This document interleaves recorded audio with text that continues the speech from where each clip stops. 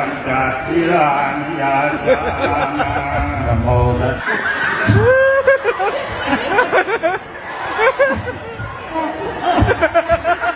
เราจะพูดว่าเรา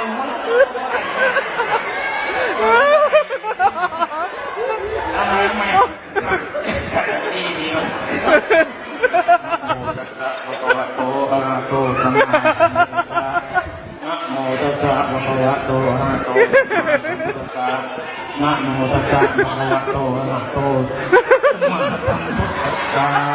โมตัสสะภะคะวะโตอะระหะโตสัมมาสัมพุทธัสสะภะคะวะโตอะระหะโตสัมมาสัมพุทธัสสะ